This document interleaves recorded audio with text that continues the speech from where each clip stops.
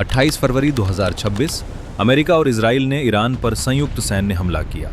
इस हमले ने पूरे मिडिल ईस्ट को युद्ध की आग में धकेल दिया। आज की इस डॉक्यूमेंट्री में हम जानेंगे ये हमला कैसे हुआ, इसके पीछे की वजहें क्या थीं और इसके परिणाम क्या हो सकते हैं। ये कहानी है राजनीति की, परमाणु हथियारों की और वैश्विक शक्ति संतुलन की। 2000 के दशक में ईरान के परमाणु कार्यक्रम ने तनाव बढ़ाना शुरू किया। अमेरिका और इजराइल का मानना था कि ईरान परमाणु हथियार बना रहा है। 2010 में एक रहस्यमय साइबर हमला हुआ। स्टक्सनेट नाम के वायरस ने ईरान के नतांज परमाणु प्लांट को नुकसान पहुंचाया। कहा जाता है ये अमेरिका और इजराइल का संयुक्त ऑपरेशन था।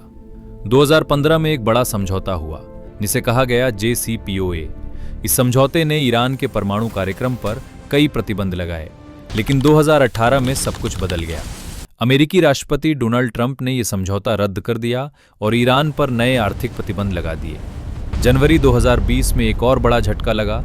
अमेरिका ने ड्रोन हमले में ईरान के जनरल कासेम सोलेमानी को मार गिराया।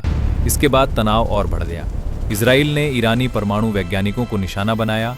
2023 और 2024 में हमास और इजराइल के बीच युद्ध शुरू हुआ। ईरान ने हमास और हिजबुल्लाह का समर्थन किया।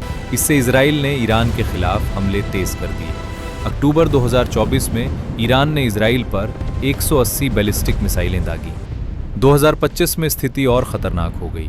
IAEA ने कहा ईरान ने अपनी परमाणु प्रतिबद्धताओं का उल्लंघन किया है। इसके बाद इजराइल ने ऑपरेशन राइजिंग लायन शुरू किया।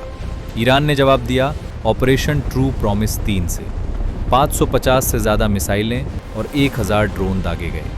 अब आते हैं सबसे बड़ी घटना पर। 28 फरवरी 2026 को अमेरिका और इजराइल ने संयुक्त ऑपरेशन शुरू किया। अमेरिका ने इसे कहा ऑपरेशन एपिक फ्यूरी और इजराइल ने रोरिंग लायन। रात 1:15 बजे हमला शुरू हुआ। टॉमहॉक मिसाइलें, F-18 और F-35 जेट और सुसाइड ड्रोन सबका इस्तेमाल किया गया। लगभग 900 हमले किए गए और 500 से ज़्यादा ईरानी टारगेट को निशाना बनाया गया। मुख्य लक्ष्य थे परमाणु सुविधाएं, मिसाइल फैक्ट्रियां और वायु रक्षा सिस्टम। ईरान के सुप्रीम लीडर अली खामनेई भी इस हमले में मारे गए, साथ ही कई वरिष्ठ सैन्य कमांडर भी। अमेरिका और इजराइल ने कहा यह हमला एक बड़े खतरे को खत्म करने के लिए था, खासकर ईरान के परमाणु कार्यक्रम को रोकने के लिए। लेकिन ईरान ने इसे कहा युद्ध की घोषणा और यहीं से मिडिल ईस्ट एक नए युद्ध की दहलीज पर खड़ा हो गया। यह हमला दशकों की दुश्मनी का चरम है। क्या इससे शांति आएगी या बड़ा युद्ध? इतिहास बताता है कि ऐसे हस्तक्षेप अप्रत्याशित परिणाम लाते हैं। ईरान मजबूत हो सकता है या रेजीम चेंज हो सकता है, लेकिन मानवीय कीमत बहुत ज़्यादा है। हमें डिप्लोमेसी की ज़रूरत है। धन्यवाद देखने के लिए। अगर आपको पसंद आया तो शेयर करें।